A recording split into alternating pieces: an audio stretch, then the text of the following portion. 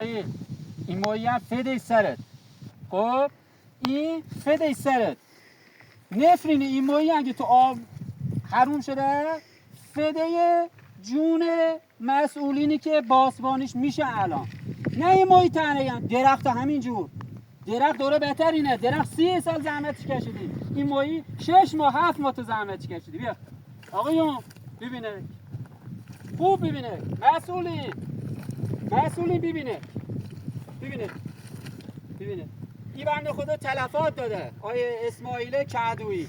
من اومدم چیکار کردم گفتم که تو افسوس میخوری فردا بیا تور بنداز ماهی اینی که هست زنده بگیریم به جون و بچم یک ماهی فقط زنده اینجا بود. آقایون اداره آب اینجا بودن کارشناساشون خوش شانسی یه دونه ماهی بود اینن معلومه قاطیش رفت کجا. همه ماهی تلف شده.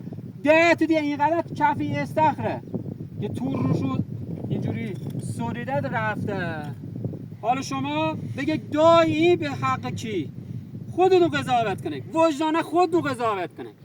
این ماهی مال شما 10 گرم 20 گرم با ارده الان شده 1 کیلو 300 گرم 500 گرم. شما اینو قیمت بذار روش. این از 100 در 50 استخر چقدر رو آب داره سفید میزنه. شما خودت قضاوت کن. شما زحمت کشیدی من اومدم باسبانی مرگ شدم. چه کار با هم میکنی؟ بیا اینا ماهی اداره آب اینجا بوده دیده اینا رو دیده آقای مسئول اینا رو دیده. شما سرباش برو تو بانک دولت بهت بگه حقوق 20 میلیونی 10 میلیون شده چی جواب میدی؟ کارمند بانک رو میکشی. بیا میکشیش میگی چرا 20 میلیون من شده 10 میلیون. بیا حالا این بدبخت بخواه بره نو بزنه بچه بده.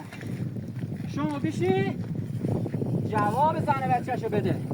این دنیا ندی اون دنیا میدی به والله اون دنیا میدی. بیا من گفتم بگیر شاید زنده توش باشه ببر به 4 تا کهتویی بخوره. پول دادان نگاه حلالش کن. دریق از ماهی زنده از این سور جداش کن سواش کن. دریق از یه دونه زنده حلال دون حقوقی که میگیری که خیانت به ملت ایران میکنه حرام دون باشه.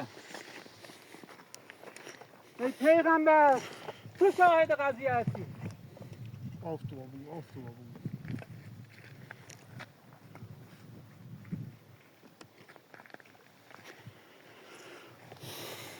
ای صاحب از زمان تو ظاهر و باطن داری ببینی.